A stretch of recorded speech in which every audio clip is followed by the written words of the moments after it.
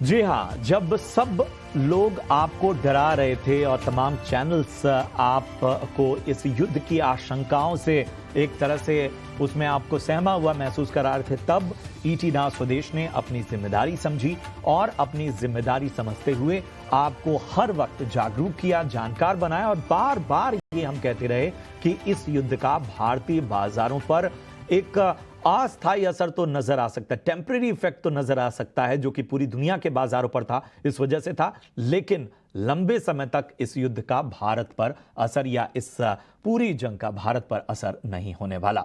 जी हां, और इसी के साथ योर स्टॉक्स में मैं हूं आपके साथ प्रशांत पांडे, मेरे साथ है मेरी सहयोगी पूजा त्रिपाठी। और योर स्टॉक्स यानी आपका शो, आप दर्शकों का शो, जिसमें आपके सवालों को हम शामिल करते हैं, उन सवालों पर नजरिया बनाते हैं। लेकिन इन सवालों को, अपनी शंकाओं को आप हम तक पहुंचा कैसे सकते हैं? तो स्क्रीन के एक हिस्से में आप देख सकते हैं कि आपको एक नंबर नजर आ रहा होगा। इस नंबर पर कॉल करके या व्हाट्सएप के जरिए आप अपने सवाल हम तक पहुंचाइए, हम आपके सवालों को शामिल करेंगे। अगर आप सोशल मीडिया पर एक्टिव हैं, तो चाहे फेसबुक हो, x.com यानी ट्विटर जिसको आप पहले से जानते हैं, या फिर इंस्टाग्राम, इन सब पर आप अपने सवाल हम तक पहुंचा सकते हैं। यूट्यूब के भी हम सवाल शो में शामिल करते हैं और इन सारे सवालों को कोशिश हमारी यही होती है कि इस 1 घंटे के शो में हम शामिल करें और इसके जवाब आपको दें। और आपके सवालों के जवाब देने के लिए हमारे साथ एक्सपर्ट भी शामिल होंगे। लेकिन जरा मार्केट एक बार देख लें। 19,800 के ऊपर, 19,825 के करीब इस वक्त बाजार, अगर हम निफ्टी को देखें, और ये संकेत कि कल जिस तरह से शुरुआत हुई थी वहां से अब तक की रैली हम देखें तो 200 पॉइंट से ज्यादा की हो चुकी है। आज अकेले दिन की रैली देखें तो 120 पॉइंट के करीब ये रैली नजर आ चुकी है। और बाजार अब क्या नए लक्ष्यों की ओर देख रहा है? क्या उस ड्रीम लक्ष्य की ओर देख रहा है जिसकी तरफ बार बार इशारा होता रहा है? वहीं हम बात करें एडवांस डिक्लाइन रेशियो की, तो इस वक्त बाजार में 1776 स्टॉक्स ऐसे हैं जो कि बेहतर कारोबार कर रहे हैं, 1780 के ऊपर ये स्टॉक्स हैं, और 374 ऐसे स्टॉक्स हैं जिन पर दबाव साफ तौर पर नजर आ रहा है। अब इस तेजी को लीड कौन कर रहा है? Wipro, doctor Reddy's, Grasim, UltraTech, HUL, LTI Mindtree जैसे स्टॉक्स हैं इस तेजी को लीड कर रहे हैं। दबाव कमजोर जहां से संकेत है वो कम है। कोल इंडिया है, एसबीआई लाइफ है, एचडीएफसी लाइफ है, पावर ग्रिड और इंडसइंड बैंक जैसे स्टॉक्स हैं जहां पर प्रेशर नजर आ रहा है। निफ्टी बैंक पर अगर हम देखें तो यहां पर 200 अंकों से ज्यादा की तेजी, 44,500 के ऊपर इस वक्त निफ्टी बैंक कारोबार करता हुआ। और इन सब के बीच में निफ्टी रियल्टी एक बड़ा जो है यहां पर रैली साफ तौर पर नजर आ रही है। तमाम रियल्टी स्टॉक्स नजर आ रहे हैं जिनमें एक उछाल है, और ये उछाल इसलिए है क्योंकि बहुत सारे ऐसे ट्रिगर्स हैं बाजार की ओर से और पॉलिसी मेकर्स की ओर से जो इसको सपोर्ट करते हुए नजर आ रहे हैं। और कई सारे कॉर्पोरेट से इस बारे में हमने राय भी ली और उनका नजरिया भी जाना। चलिए अब फटाफट से मेहमानों को शामिल करते हैं। हमारे साथ जियोजीत फाइनेंशियल सर्विसेज के गौरांग शाह जी हैं। गौरांग जी, बहुत बहुत स्वागत आपका ईटी नाउ स्वदेश में। और अरिहंत कैपिटल से रत्नेश गोयल हैं। रत्नेश जी, आपका भी बहुत बहुत स्वागत। रत्नेश जी, सबसे पहले मैं आपके पास आना चाहूंगा। अगर इस बाजार को, जैसे मैंने कहा कि जिस तरह की तेजी बाजार ने देखी है, तो जाहिर सी बात है कि उस ड्रीम लक्ष्य की चर्चा एक बार फिर होगी। एक बार फिर यह सवाल कि 20,000 का लक्ष्य आखिर कब? और इन सब के इतर फिलहाल बाजार का आकलन आपके नजरिए से क्या कहता है? किन लेवल्स पर नजर रखनी होगी निफ्टी और निफ्टी बैंक पे? Good morning everyone. सभी दर्शकों को मेरा नमस्कार। जैसे मैं कल भी शो में था दोपहर में आपके साथ में, तो मैंने कहा था डेली चार्ट पे आइलैंड रिवर्सल पैटर्न बन चुका है और यहीं पे 50 दिन मूविंग एवरेज के ऊपर, की एवरेज इसके ऊपर हमने क्लोजिंग दे दी है। तो मुझे ऐसा लगता है कि अब ये 19,800 के ऊपर भी आज लगभग बाजार निकल गया। आज का क्लोजिंग 19,800 के ऊपर आती है, तो अभी बहुत जल्दी हम वापिस से 19,950 से 20,000 तक के लक्ष्य मुझे ऐसा लगता है कि अगले हफ्ते में देखने को मिल जाएंगे। तो इस बाजार में वापिस से बाय ऑन डिप की स्ट्रेटेजी पे हमको आ जाना चाहिए और बाजार में वापिस से तेजी करना चाहिए। मुझे नहीं लगता है बाजार को कहीं पे भी अब 19,600 या 19,500 नीचे जाते हुए हम देखेंगे। तो अगर कहीं पे भी एक मौका मिलता है डीप में 19,700 से 19,600 के 50 के आसपास, वहाँ पे वापिस से खरीदारी करें। ऊपर के टारगेट जैसे मैंने कहा 19,950 से 20,000 तक के लिए हमको यहाँ पे आते हुए दिख जाएंगे निफ्टी में। वहीं अगर बैंक निफ्टी देखें, हालांकि बैंक निफ्टी थोड़ा सा अंडर परफॉर्म कर रहा है कंपैरिजन निफ्टी के, पर धीरे धीरे उसमें भी थोड़ा सा कैचअप आ रहा है। बैंक निफ्टी अभी भी थोड़ा सा 50 दिन मूविंग एवरेज के ऊपर अपने नीचे काम कर रहा है। जो इसके इंपॉर्टेंट लेवल है वो 44,800 है। तो 44,800 के ऊपर में काफी अच्छा इसमें ब्रेकआउट बैंक निफ्टी में देखने को मिलेगा, जो हमको वापिस से 45,200 45,500 तक ले लेके जाएगा। तो बैंक निफ्टी में अभी थोड़ा सा वेट करना चाहिए यहाँ पे 44,800 के ऊपर। इस की लेवल को आप वॉच करना चाहिए हमारे दर्शकों को। तो 44,800 के ऊपर निकलता है तो फिर काफी एक अच्छी तेजी इसमें भी देखने को मिल जाएगी। हालांकि मुझे ऐसा लगता है कि बैंक निफ्टी 44,300 के नीचे जाता हुआ नहीं दिखता है आज के सत्र के लिए स्पेशली। तो एक 44,300 का स्टॉप लॉस लगा के कहीं ना कहीं अगर 100-150 पॉइंट की तेजी करना है तो आज के सत्र के लिए सिर्फ कर सकते हैं बैंक निफ्टी में।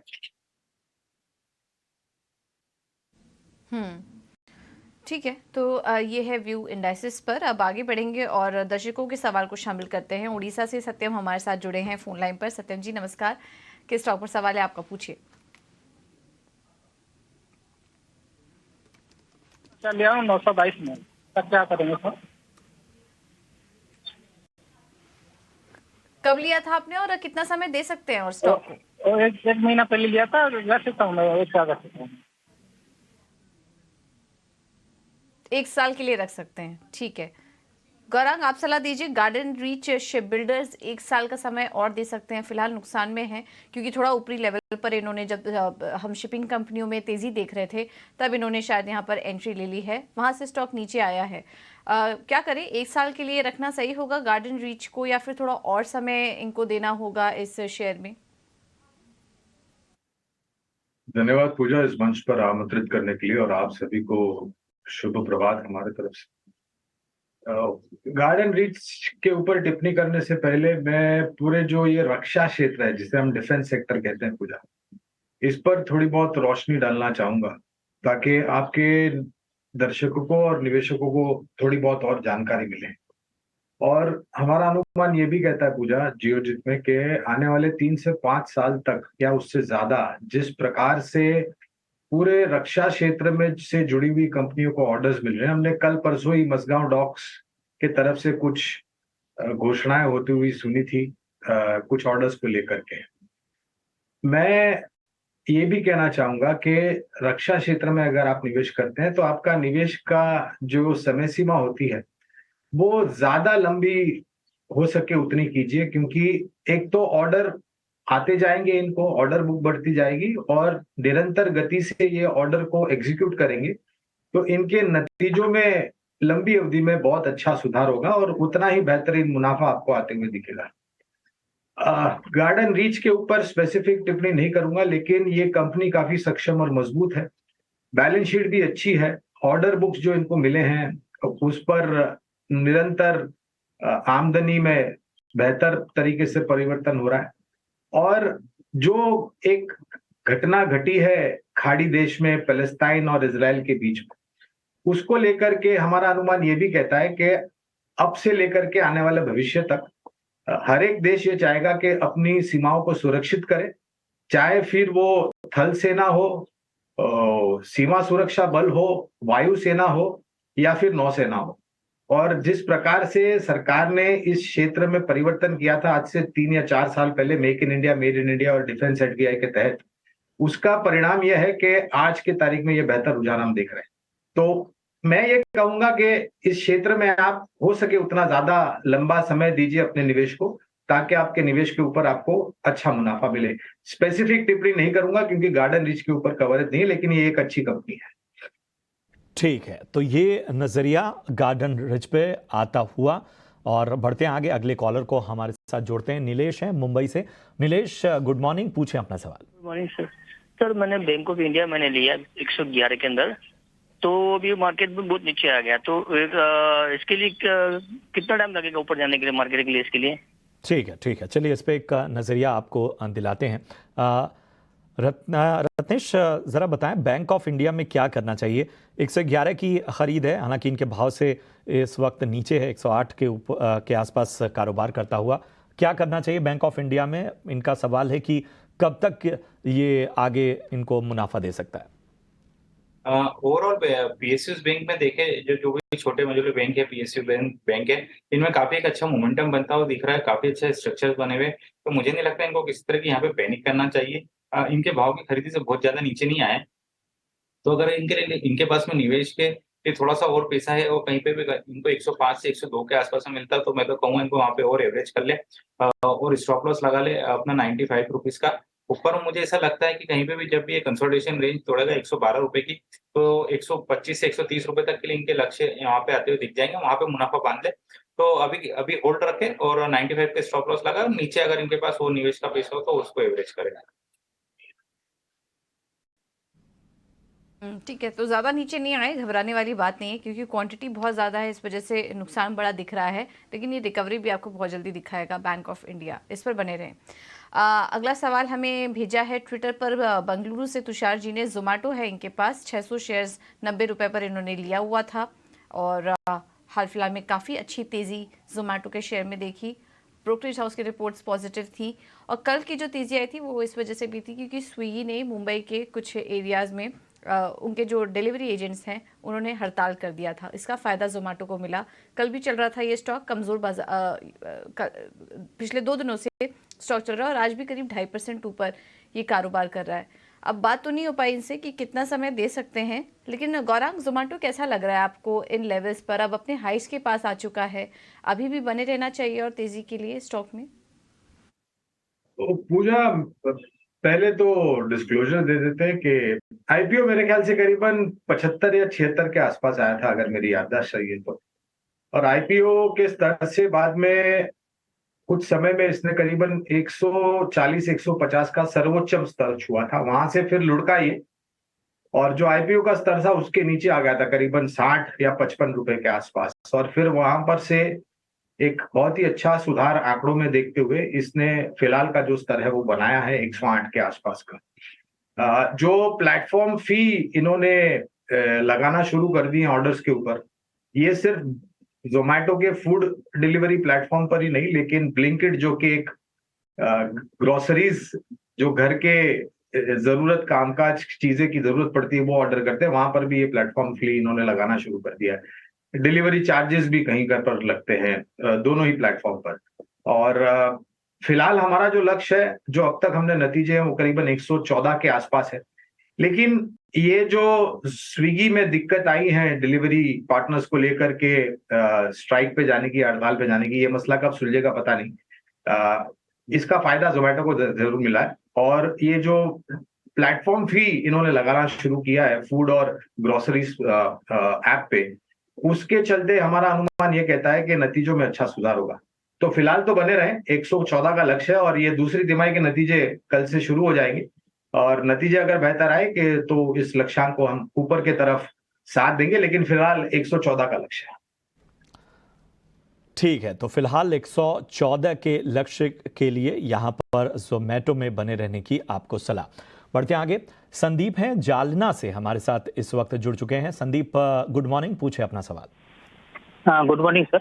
मेरे पास आईटीसी शेयर है, 553 की बाइंग है, 400 क्वांटिटी। कितना, एक बार फिर से प्राइस बताइए। आईटीसी 453। ठीक है, ठीक है। कोई नजरिया आपका, लंबी अवधि के निवेशक हैं या शॉर्ट टर्म का नजरिया है? नहीं सर, मैं 5% पे करता हूँ। इसके पहले आपने जो बोले थे 4 स्टॉक, वो प्रॉफिट बुक हुआ है मेरा 5%। ठीक है, चलिए तो हिसाब से मैं काम करूँ। ठीक है, 5%।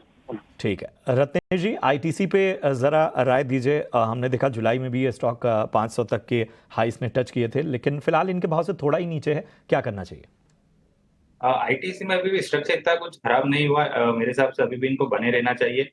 यहाँ पे एक 430 रुपए का स्टॉप लॉस इनको लगा लेना चाहिए। इसके नीचे ज्यादा तो कहीं ना कहीं थोड़ा सा एक वीकनेस दिखाएगा, पर अभी बिल्कुल बने रहे इसमें। और ओपन में कहीं पे भी एक बार 456-57 के ऊपर निकलेगा तो इसमें 465-470 रुपए के लक्ष्य आते दिखेंगे, तो वहां पे मुनाफा बांधने की सलाह रहेगी। तो 430 रुपए के स्टॉप लॉस से अभी होल्ड रखें।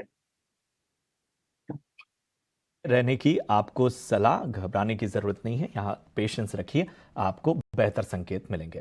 इस सवालों को शामिल करते हैं। जो अगला सवाल हमें आया है वो है नेहा जी का। फेसबुक पर इनका सवाल आया है और क्विकली आपको उनका सवाल दिखाने की यहाँ पर हम कोशिश करेंगे। ये सोशल मीडिया के ज़रिए उन्होंने स्टर्लिंग एंड विल्सन के स्टॉक हैं इनके पास और 389 पर इन्होंने 200 शेयर्स लिया हुआ है और इनकी खरीदारी से ये काफ़ी नीचे आ चुका है। अब करीब 360 के आसपास ये स्टॉक 323 के पास ये स्टॉक कारोबार कर रहा है और आज भी मजबूत बाजार में ये स्टॉक कमज़ोरी के साथ ही ट्रेड कर रहा है। इनको भी नुकसान काफ़ी हो चुका है, करीब 13,000 के आसपास का।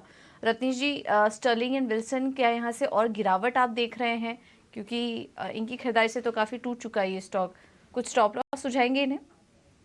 स्टर्लिंग विल्सन कंटिन्यू थोड़ा सा लोअर लो फॉर्मेशन में चल रहा है, हालांकि वो अपने की एवरेज के आसपास में आ गया है। तो मेरी सलाह रहेगी थोड़ा सा यहाँ से एक उनको stop loss history stop loss लगा लेना चाहिए 310 रुपए का। इसके नीचे आता है तो इसमें थोड़ी सी वीकनेस और बढ़ सकती है। मेरे हिसाब से 310 रुपए का स्टॉप लगा, अगर वो ट्रिगर हो जाए तो फिर निकल जाना चाहिए। अभी इसमें जल्दी तेजी बनते हुए दिखाई नहीं दे रही है, तो इसलिए मेरी सलाह तो यही रहेगी कि 310 के नीचे निकल जाए। बिल्कुल, तो ये है आपको स्टर्लिन एंड विल्सन पर राय। बढ़ते हैं आगे, हमारे साथ अगले कॉलर जुड़े हैं बादशाह कर्नाटक से। बादशाह नमस्कार, कर्नाटक में कहाँ से बात कर रहे हैं आप और उसके बाद अपना सवाल पूछिए। सर नमस्कार सर, मैं कर्नाटक में कोप्पल डिस्ट्रिक्ट गंगावती से बात कर रहा हूँ सर। जी जी, पूछें अपना सर। सवाल। मेरे पास बैंक ऑफ इंडिया 3000 शेयर है, 90 पर 1 रुपए से लिया था। कितना प्राइस बैंक ऑफ इंडिया का बताया आपने? 91 रुपीज सर। ठीक है ठीक है, 1 ईयर करीब होने आया सर लेके। ठीक है, अभी तो आप अच्छे खासे मुनाफे में हैं। हाँ सर। हाँ, और कोई दूसरा स्टॉक भी है आपका? जियो फाइनेंस भी है शायद? हाँ सर, जियो फाइनेंस है सर, और 240 रुपीज को लिया था सर, 245 को। हाँ 2000 शेयर। ठीक है, चलिए इस पर आपको राय दिलवाते हैं। सबसे पहले बैंक ऑफ इंडिया पे तो खैर हमने राय से पहले भी दिलवाई है, ज़रा जियो फाइनेंस पे एक राय ले लेते हैं। गौरांग सर, 250 की खरीद जियो फाइनेंस क्या करना चाहिए, 2000 शेयर? देखिए अभिषेक, पहले तो जब ये कारोबार रिलायंस के तहत था, उसके बैलेंस शीट के तहत, और आज के तारीख में भी रिलायंस इंडस्ट्रीज पर हमारी खरीदारी की राय है। अब ये कारोबार अलग हुआ, मूल्यांकन को स्थापित करने के लिए एक स्पेशल ट्रेडिंग सेशन भी हुआ था। उसके बाद एजीएम में जो घोषणाएं की मैनेजमेंट के, उसको लेकर के एक दशा और दिशा बताई है मैनेजमेंट में कि किस तरीके से और कहां पर ये कामकाज करना चाहिए, जहां तक जियो फाइनेंस का सवाल है। अब दिक्कत ये, हम जैसे बुनियादी तर्क के आधार पर जो विशेषज्ञ है कि आंकड़े हमारे पास नहीं, क्योंकि कामकाज अभी तो अनुमति मिलेगी और फिर कामकाज शुरू होगा। तो जो भी दशा और दिशा और कारोबार उतरने की बात की है, चाहे वो फिर इंश्योरेंस लाइफ नॉन लाइफ हो या फिर एसेट मैनेजमेंट कंपनी को लेकर के जो कामकाज शुरू करने की बात की है, या फिर बाकी अन्य जो कारोबार शुरू करने की बात की है, वो रणनीति अच्छी है, लेकिन आंकड़ों के रूप में हमारे पास फिलहाल ऐसा कुछ नहीं है जिस पर हम बुनियादी तर्क के आधार पर बात कर सके। तो जब तक ये परिस्थिति बदलती नहीं है, कामकाज शुरू नहीं होता है, इस पर टिप्पणी करना हमारे लिए बहुत मुश्किल होता है। ठीक है, जरा बैंक ऑफ इंडिया पे भी एक राय दे दीजिए। बैंक ऑफ इंडिया के 91 रुपए की इनकी खरीद है, 3000 शेयर लिए हैं उन्होंने। देखिए हमारे तरफ से तो बैंक ऑफ इंडिया में कम करने की या फिर बिकवाली या बेचने की राय है।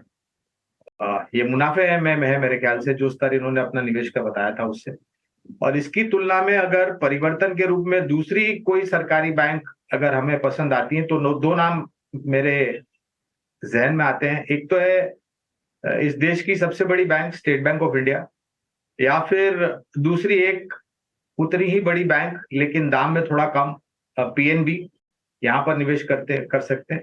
या फिर निजी क्षेत्र बैंक में एक बैंक है जिसका नाम है फेडरल बैंक, ये चाहे तो यहाँ पर भी परिवर्तन कर सकते हैं। ठीक है, तो परिवर्तन कर सकते हैं आप अपनी होल्डिंग्स में, मुनाफा हो रहा है उससे निकल जाएं और फेडरल बैंक में भी अपना मुनाफा आप शिफ्ट कर सकते हैं।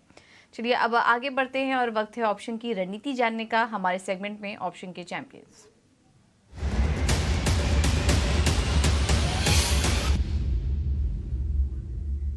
स्नेहा सेठ जुड़ चुकी है हमारे साथ फोन लाइन पर। Sneha, thank you so much समय देने के लिए। बताइए क्या रणनीति सुझाएंगे आज आप? गुड मॉर्निंग पूजा। अगर आप देखें मार्केट में काफी अच्छा रिकवरी दिखी है और उसमें आप देखेंगे कि 7 स्पेस में काफी अच्छा मूव दिख रहा है। तो ACCI ये काउंट तो मुझे काफी अच्छा लग रहा है। ACC में अगर आप देखें तो नियरली संडे काउंटर ऊपर है और कंटिन्यूसली रिसेंटली देखेंगे तो 89 EMA के आसपास सपोर्ट ले रहा था, तो वहां से ही एक रिकवरी देखने को मिली है। तो आई वुड रिकमेंड कि आप एट दी मनी की कॉल बाय करें, जो 2040 की जो कॉल है, कि जो मैंने बाय रेंज तो 40-42 है, बट अभी ये 45 के ऊपर ट्रेड करा है। तो अगर थोड़ा सा भी डिप आता है तो यहाँ पे आप ये लेवल्स के अराउंड 40-45 के रेंज में इसे बाय करें। स्टॉप लॉस इसमें 27 का रहेगा, टारगेट इसमें 69 तक के रहेंगे। पर जी स्टॉप लॉस अगर आप देखें तो मैक्सिमम लॉस जो आपको हो सकता है इस पर्टिकुलर स्ट्रैटेजी में वो है 4,500 का, और जो प्रॉफिट पोटेंशियल है वो 7,500 तक का है। ओके, थैंक यू स्नेहा इस रणनीति के लिए। तो ACC 2040 से 42 के पास इस वक्त मिल रही है। इसमें अधिकतम नुकसान जो है वो आपको 4,500 का हो सकता है, मुनाफा 7,500 का हो सकता है। तो इसको ध्यान में रखते हुए, नुकसान को भी ध्यान में रखते हुए आप यहाँ पर निवेश कीजिए, और रिस्क डिस्क्लोजर भी हम आपके लिए चला देते हैं। ACC 2.5% ऊपर इस वक्त कारोबार कर रहा है। हमास के बीच जारी युद्ध में अब तक 3,000 से ज्यादा लोगों की जान जा चुकी है। दोनों तरफ के हमले से हर जगह तबाही का मंजर है। सड़कें वीरान हैं, लोगों को घरों में रहने को कहा गया है। इजराइल के तेल अवीव में मौजूद हमारे संवाददाता प्रदीप दत्ता ने ग्राउंड रियलिटी का जायजा लिया। शनिवार से शुरू हुई लड़ाई थमने की बजाय और ज्यादा इसकी इंटेंसिटी तेज होती जा रही है। देखिए, यहाँ पे नया चढ़ता सूरज कोई नई उम्मीद लेकर नहीं आता। पिछले कुछ दिनों से लगातार जब भी कभी यहाँ सूरज चढ़ता तो यहाँ पे हमेशा मातम की खबर सुनने को मिलती है, क्योंकि लगातार हमास की तरफ से रॉकेट के हमले हो रहे हैं। हमने देखा कि पिछले शनिवार को किस तरह 6:30 बजे लोग कांपते हुए उठे थे, एक सायरन की आवाज आई थी, उसके बाद 5,000 के करीब धमाके हुए थे, और उसके बाद हमने देखा है कि किस तरीके से नरसंहार किया गया है और खूंखार तरीके से उन्होंने लोगों को मारा है, औरतों को, बच्चों को उन्होंने अगवा किया, उसके बाद कई लोगों को उन्होंने मार दिया। और अब एक धमकी दी जा रही है उनकी तरफ से कि अगर आप गाजा पर एयर स्ट्राइक बंद नहीं करेंगे तो हम आपके एक एक चुन कर एक एक शख्स को, जिनको हमने बंदी बनाया, उनको पब्लिकली मार देंगे, एग्जीक्यूट कर देंगे। आपने सही कहा कि अगर हम मोहम्मद दाइफ की बात करें तो मोहम्मद दाइफ अगर स्ट्रेटेजी और प्लानिंग की बात करें तो वो ओसामा बिन लादेन है अलकायदा का, और अगर खूंखार तरीके की बात करें, जिस तरीके से लोगों को मारा जा रहा है, तो ये गलत ना होगा, वो आईसिस का बगदादी से कम नहीं है। ये एक वजह है कि जब बेंजामिन नेतन्याहू ने बात करी जो बाइडेन के साथ, उन्होंने उस टेलीफोनिक कन्वर्सेशन में एक तो उन्हें शुक्रिया कहा, दूसरा उन्होंने कहा कि जिस खूंखार तरीके से इन्होंने बच्चों को मारा है, जलाया, औरतों को अगवा किया, उन पे गोलियां चलाई हैं, 1200 से ज्यादा लोग मारे जा चुके हैं, जिसमें ज्यादातर सिविलियन है।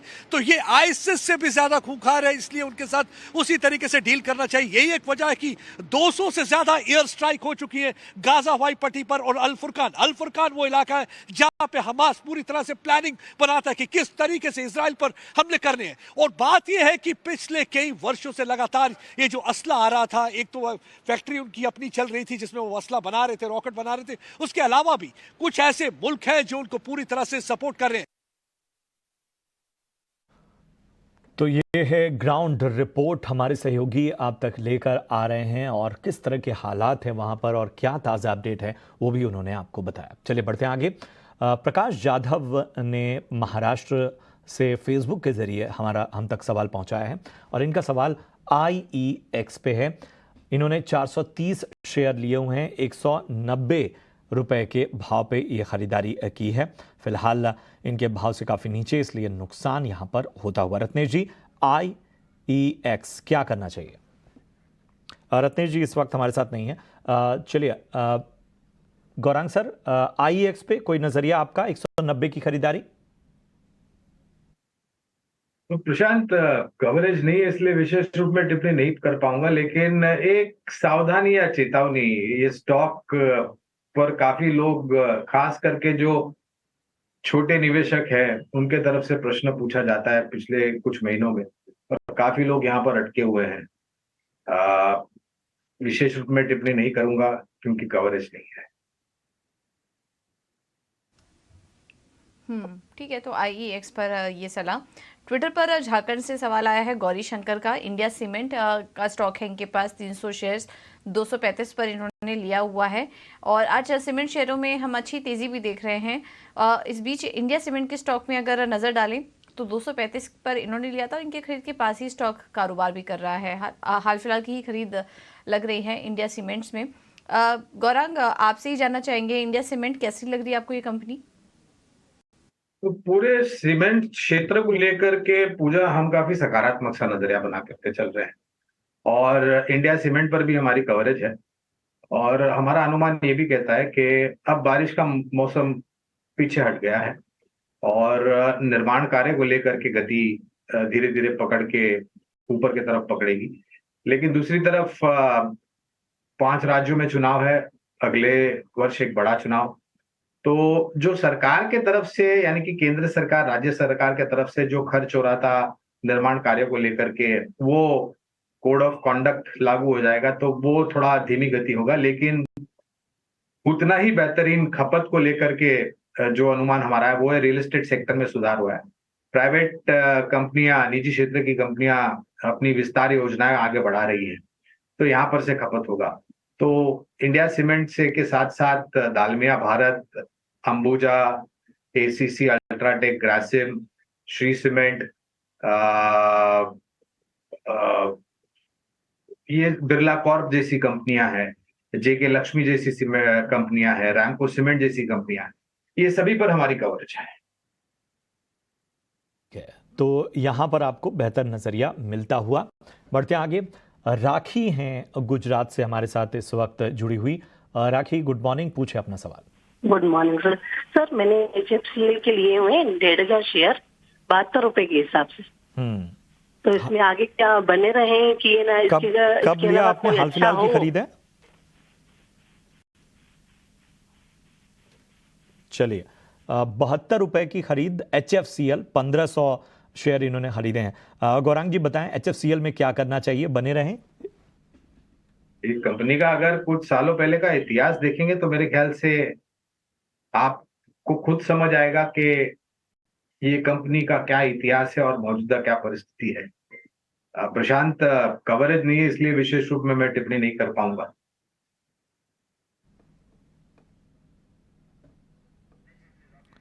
चलिए, अगले जो दर्शक हैं, नदीम अहमद नाम है उनका, संवर्धन मदसन के इन्होंने 315 शेयर लिए हैं 83 रुपए के भाव पे। गौरांग जी, संवर्धन मदसन पे जरा राय दें। तो ये एक ऑर्डर्स एंसिलरी बनाने वाली कंपनी है और काफी महत्वपूर्ण पुर्जे बनाती है ये कंपनी। ऑर्डर बुक अच्छी है, स्थानीय मार्केट में जो उनकी क्षमता है, अधिग्रहण करके जो बाकी क्षमता विस्तार योजनाएं की है, और ऑटो क्षेत्र के ऊपर अगर आपका जो नजरिया सकारात्मक है, जो कि हमारा है प्रशांत, तो हमें लग रहा है कि आपको ऑटो एंसिलरी पर भी सकारात्मक सा नजरिया रखना पड़ेगा, क्योंकि यही कंपनियां हैं जो एक वाहन बनाने में मदद करती हैं पुर्जे और उपकरण सप्लाई करके। सरकार के तरफ से भी बहुत सारी घोषणाएं हुई है एक वाहन को सुरक्षित बनाने के लिए और आरामदायक बनाने के लिए, और ये उसी तरीके के पुर्जे उपलब्ध कराती है। तो इस क्षेत्र में जो सक्षम और मजबूत कंपनियां हैं प्रशांत, मिसाल के तौर पर संवर्धन मदरसन हो गई, ऊनो मिंडा जैसी कंपनी हो गई, CI ऑटोमोटिव जैसी कंपनियां हो गई, बॉश लिमिटेड जैसी कंपनियां हैं, टायर मैन्युफैक्चरिंग कंपनीज है, बैटरी मैन्युफैक्चरिंग कंपनीज है, ये सब भी मेरे ख्याल से ऑटो क्षेत्र अगर अच्छा करेगा तो ऑटो एंसिलरी भी अच्छा कामकाज करेगा। ओके, तो ये है सलाह संवर्धन मदरसन पर, और ऑटो एंसिलरी पैक ही पूरा अच्छा लग रहा है, तो इन पर आप नज़र रखिए, इन स्टॉक्स पर। अब आगे बढ़ते हैं और बात करते हैं नतीजों की। आज से नतीजों का सीजन शुरू हो चुका है और ऐसे में IT सेक्टर की दिग्गज कंपनी TCS अपने नतीजे आज घोषित करने वाली है, और इसके अलावा बायबैक से जुड़ी भी घोषणा होगी जिस पर कि हमारी नज़र रहेगी। नतीजों के पहले देख रहे हैं हम 1.25% ऊपर ये स्टॉक आज कारोबार कर रहा है। नतीजों से क्या अनुमान है, इसके लिए चलते हैं अनीशा के पास, वो हमारे साथ जुड़ चुकी हैं पूरा एनालिसिस लेकर। अनीशा बताइए, TCS के नतीजे कैसे रह सकते हैं? वेल, हालांकि TCS के नंबर्स क्वार्टर ऑन क्वार्टर थोड़ा इम्प्रूव होंगे, लेकिन ओवरऑल जो स्लो डाउन देख रहे हैं हम अक्रॉस द ग्लोब, उसका इम्पैक्ट तो रहेगा ही IT सेक्टर से, इसलिए पूरे सेक्टर से काफ़ी म्यूटेड एक्सपेक्टेशन है। TCS की बात करें तो कॉन्स्टेंट करेंसी टर्म्स में एक्सपेक्ट कर रहे हैं कि 0.6% का ग्रोथ आएगा। डॉलर टर्म में भी ऑलमोस्ट 0.6% ग्रोथ की ही उम्मीद है। रुपी रेवेन्यू की बात करें तो ये एक्सपेक्टेशन है कि कंपनी का रेवेन्यू ऑलमोस्ट 60,160 करोड़ के आसपास आ सकता है। मार्जिन में एक्सपेंशन की भी उम्मीद है by 20 to 40 basis point, because last quarter में कंपनी ने वेज हाइक लिया था काफ़ी एम्प्लॉय के लिए, वो इस टाइम नहीं रहेगा, तो उसके चलते थोड़ा सा इम्प्रूवमेंट होगा।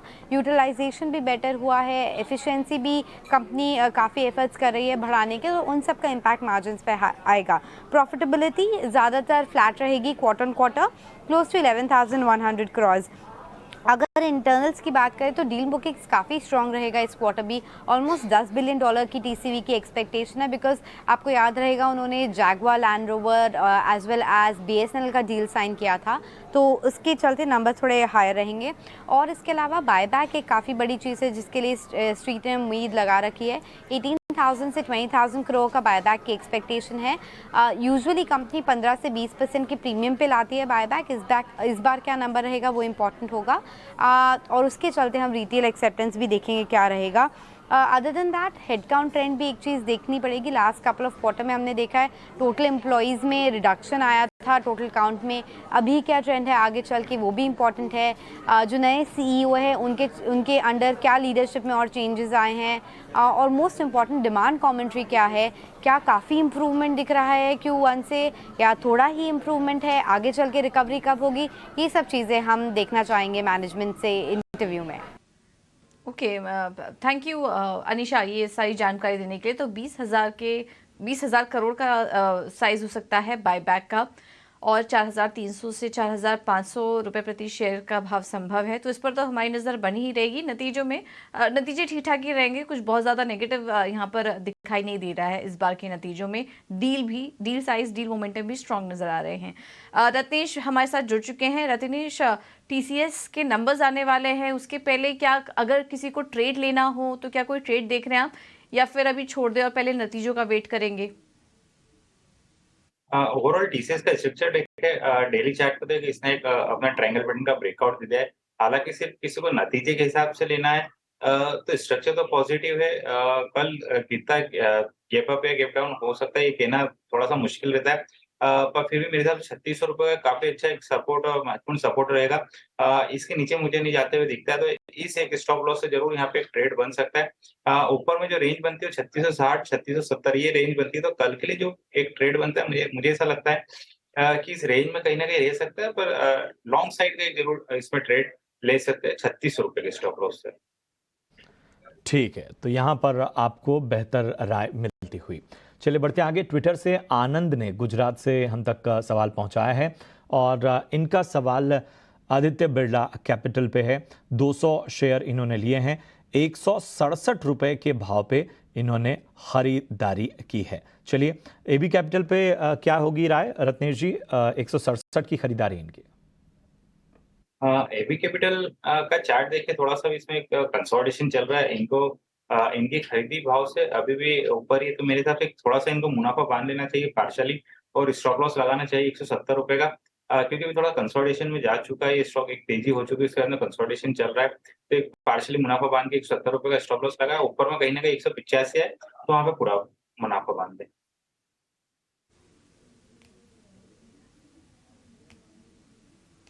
ठीक है, तो ये है सलाह आदित्य बिरला कैपिटल पर। आगे बढ़ते हैं, और व्हाट्सएप पर सवाल आया है झारखंड से ब्रजेश जी का। पिरामिड इंटरप्राइजेस हैं इनके पास, करीब 60 शेयर्स लिए, 63 शेयर्स हैं इनके पास, और इनका जो खरीद भाव है वो 689 के पास है। काफ़ी अच्छे लेवल पर इन्होंने एंट्री की, वहाँ से अच्छी तेज़ी भी आई पिरामिड इंटरप्राइजेस के स्टॉक में, और करीब 24,000 का मुनाफा भी इन्हें इस शेयर में हो रहा है पिरामिड इंटरप्राइजेस के। गौरांग, कंपनी कैसी लग रही है आपको? मौजूदा स्तर पर भी और तेज़ी के लिए बने रहें, ऑलरेडी अच्छे मुनाफे में हैं, बने रहने की राय देंगे या फिर मुनाफा लेके निकल जाए स्टॉक से? देखिए, करीब 690 के आसपास का स्तर है, और मौजूदा स्तर करीबन 1000 रुपए के ऊपर, 1065 1070 के आसपास। अब कवरेज नहीं है इसलिए विशेष रूप में खरीदारी करने की, बेचने की या बने रहने की नहीं दे सकता हूँ। लेकिन आप शेयर बाजार में निवेश करते हैं क्योंकि आपको मुनाफा मिले, और जो स्तर पर इन्होंने निवेश किया, जो स्तर चल रहा है, तो मुनाफा अच्छा खासा मिल रहा है। और इस कंपनी के ऊपर पूजा एक समय पर कवरेज थी, लेकिन कुछ खबरों और कारणों को लेकर के हमने वो कवरेज हटा दी थी। तो अगर आप मुनाफा समेटना चाहते हैं आपकी बुद्धिमत्ता के अनुसार, आप बिल्कुल वो कर सकते हैं। और परिवर्तन के रूप में अगर आपको पुनः ये पूंजी शेयर बाजार में किसी अच्छे क्षेत्र और कंपनी में निवेश करना है, तो मेरी राय में 2 विकल्प है निजी क्षेत्र की बैंक। एक है एक्सिस बैंक और दूसरी आईसीआईसी बैंक। लेकिन कवरेज नहीं, इसलिए विशेष रूप में टिप्पणी नहीं कर पाऊंगा।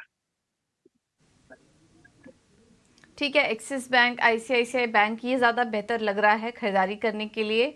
पिरामिड एंटरप्राइजेज में कवरेज था, लेकिन कुछ कारणों से वहाँ पर निवेश वापस ले लिया। आप भी वो कर सकते हैं क्योंकि मुनाफा हो रहा है आपको, तो निकल जाइए मुनाफा लेकर। ये है सलाह आपके लिए। एक छोटे से ब्रेक। राजेश हैं झारखंड से, व्हाट्सएप के जरिए अपना सवाल हम तक पहुंचाया है। पीरामल एंटरप्राइजेज के इनके पास 63 शेयर हैं, 690 के लेवल पे इन्होंने इसके बारे में इस पर बातचीत की है और ये सवाल हम तक पहुंचाया है। चलिए इस पे हम बाद में राय लेंगे। अभिजीत हैं कोलकाता से और ट्विटर के जरिए इन्होंने अपना सवाल हम तक पहुंचाया है। जय बालाजी इंडस्ट्रीज के इनके पास 200 शेयर हैं और लगभग 18.5 रुपये पे इन्होंने ख़रीदा है और फिलहाल अच्छे खासे मुनाफे में, बहुत ही शानदार लेवल पे इन्होंने एंट्री ली और पेशेंस भी रखा है, तब जाके इतना मुनाफा होता हुआ नज़र आ रहा है। चलिए रत्नेश, क्या करना चाहिए जय बालाजी इंडस्ट्रीज़ में? मुनाफा बांध लेना चाहिए क्या? इनके खरीदी से तो खैर काफी बहुत अच्छा भाव चल रहा है ऊपर में। तो डेफिनेटली एक जो इनकी पूंजी है वो निकाल के इनको बाकी का तो निवेश इसमें रहने देना चाहिए। अभी पूरा मुनाफा नहीं बांधना चाहिए, तो जितना इन्होंने निवेश करा उतना निकाल ले, बाकी बने रहे। जब तक मुझे नहीं लगता है कहीं पे भी अभी जब तक 430 के नीचे नहीं जाता कोई कमजोरी दिखाएगा, तो वो स्टॉप लॉस अपने माइंड में रखे, उसके नीचे जाए तो फिर पूरा मुनाफा बांधेंगे, जब तक बिल्कुल बने रहे। ठीक है, तो ये है राय आपको इस स्टॉक पर। वैसे आप लकी हैं किस तरह के स्टॉक में आपको मुनाफा हो रहा है, तो तुरंत निकल जाइए इस शेयर से। और अच्छा मुनाफा हो रहा है क्योंकि इलिक्विड काउंटर है, अगर टूटेगा तो और ज़्यादा टूट भी सकता है। तो फिलहाल ये सलाह आपके लिए। अगला सवाल ले लेते हैं। इंस्टाग्राम पर हमें आया है झारखंड से ब्रजेश जी का, जिनके 2 सवाल हैं। पहला तो है टाटा मोटर्स, 58 शेयर्स 617 पर है इनके पास, और एक्साइड इंडस्ट्रीज़ भी है 85 शेयर्स 260 के पास कारोबार कर रहे हैं और हाल फिलहाल की खरीद लग रही है। गौरांग जी, पहले तो टाटा मोटर्स पर सलाह दीजिए, हल्के मुनाफे में है ये, क्या करें? और एक्साइड इंडस्ट्रीज़ भी हाल फिलहाल की खरीद लग रही है, तो बने रहने की राय देंगे दोनों स्टॉक्स में?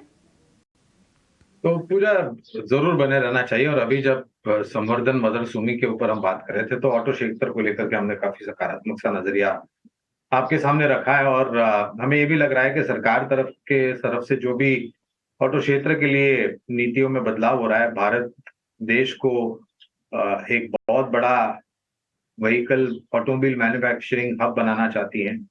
और जिस प्रकार से लॉन्चेस लाइनअप किए, तो पहले तो टाटा मोटर पर हमारी कवरेज है लंबी अवधि के लिए, खरीदारी की राय बने रहे।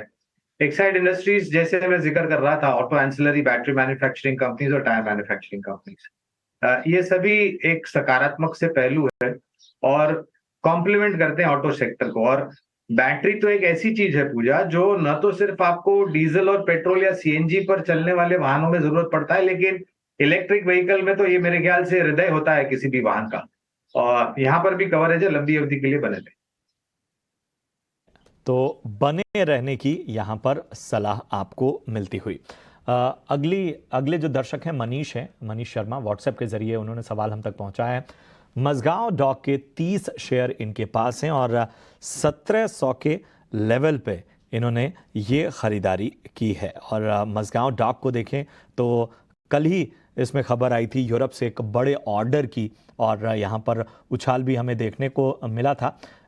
चलिए इस पर एक राय लेते हैं क्योंकि इनके लेवल से तो काफ़ी ऊपर है फिलहाल ये स्टॉक का। रत्नेश जी, मझगांव डॉक में क्या करना चाहिए, बने रहने की सलाह? मझगांव डॉक बिल्कुल एक चार्ट पे कंटिन्यू हाई फॉर्मेशन में चल रहा, पूरा सेक्टर ही काफी अच्छा अभी परफॉर्म कर रहा है, तो मुझे ऐसा इतनी जल्दी इनको मुनाफा नहीं मानना चाहिए। थोड़ा सा पेशेंस रखे, अगर लंबी अवधि के निवेशक है तो बिल्कुल इसमें बने रहे। इनको एक स्टॉप लॉस लगाने की सलाह दूंगा 1900 की, वो स्टॉप लॉस से बिल्कुल बने रहे।